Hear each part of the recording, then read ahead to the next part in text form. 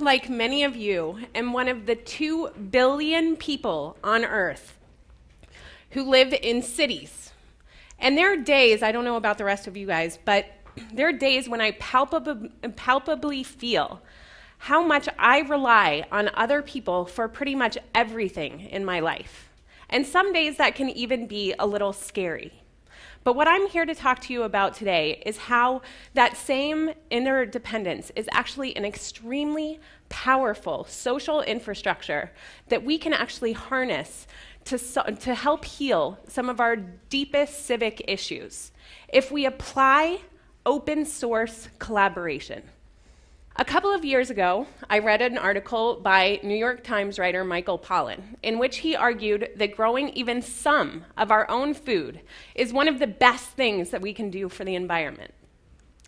Now, at the time that I was reading this, it was the middle of the winter, and I definitely did not have room for a lot of dirt in my New York City apartment. So I was basically just willing to settle for reading the next Wired magazine and finding out how the experts were going to figure out how to solve all these problems for us in the future. But that was actually exactly the point that Michael Pollan was making in this article, was it's precisely when we hand over the responsibility for all of these things to specialists that we cause the kind of messes that we see with the food system. So I happen to know a little bit from my own work about how NASA has been using hydroponics to explore growing food in space, and that you can actually get optimal nutritional yield by running a kind of high-quality liquid soil over plants' root systems. Now, to a vegetable plant, my apartment has got to be about as foreign as outer space, but I can offer some natural light and year-round climate control. Fast forward 2 years later, we now have window farms, which are vertical hydroponic platforms for food growing indoors. And the way it works is that there's a pump at the bottom which periodically sends some of this liquid nutrient solution up to the top, which then trickles down through plants' root systems that are suspended in clay pellets, so there's no dirt involved. Now, light and temperature vary with each window's microclimate. So a window farm requires a farmer, and she must decide what kind of crops she is going to put in her window farm and whether she's going to feed her food organically. Back at the time, a window farm was no more than a technically complex idea that was going to require a lot of testing. And I really wanted it to be an open project because hydroponics is one of the fastest growing areas of patenting in the United States right now and could possibly become another area like Monsanto, where we have a lot of corporate intellectual property in the way of people's food. So I decided that instead of creating a product, what I was going to do was open this up to a whole bunch of co-developers. The first few systems that we created, they kind of worked. We were actually able to grow about a salad a week in a typical New York City apartment window. And we were able to grow cherry tomatoes and cucumbers, all kinds of stuff. But the first few systems were these leaky, loud power guzzlers that Martha Stewart would definitely never have approved.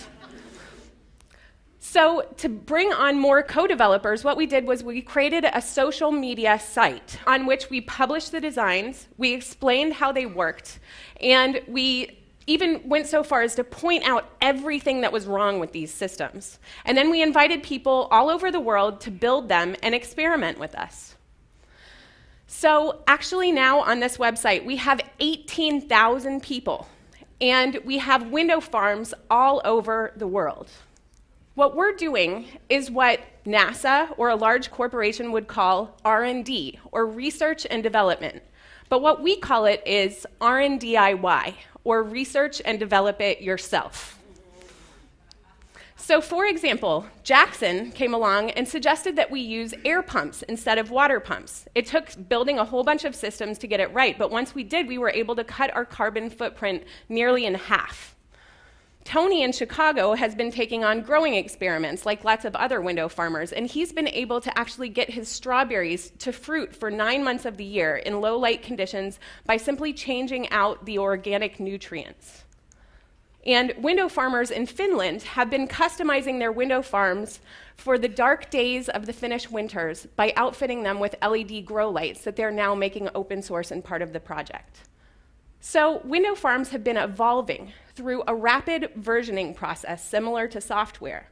And with every open source project, the real benefit is the interplay between the specific concerns of people customizing their systems for their own particular concerns and the universal concerns.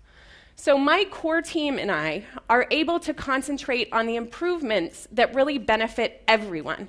And we're able to look out for the needs of newcomers.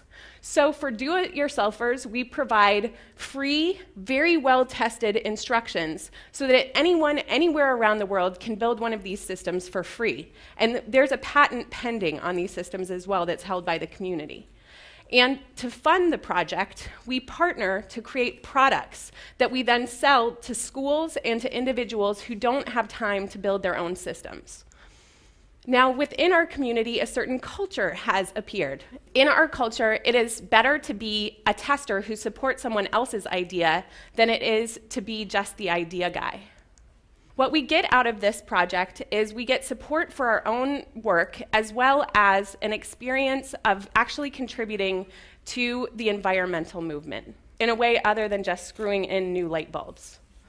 But I think that Eileen expresses best what we really get out of this, which is the actual joy of collaboration. So she expresses here what it's like to see someone halfway across the world having taken your idea, built upon it, and then acknowledging you for contributing.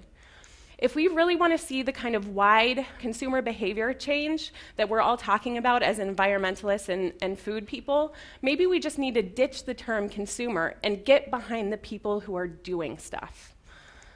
Open source projects tend to have a momentum of their own. And what we're seeing is that RNDIY has moved beyond just window farms and LEDs into solar panels and aquaponic systems. And we're building upon innovations of generations who went before us. And we're looking ahead at generations who really need us to retool our lives now. So we ask that you join us in rediscovering the value of Citizens United and to declare that we are all still pioneers.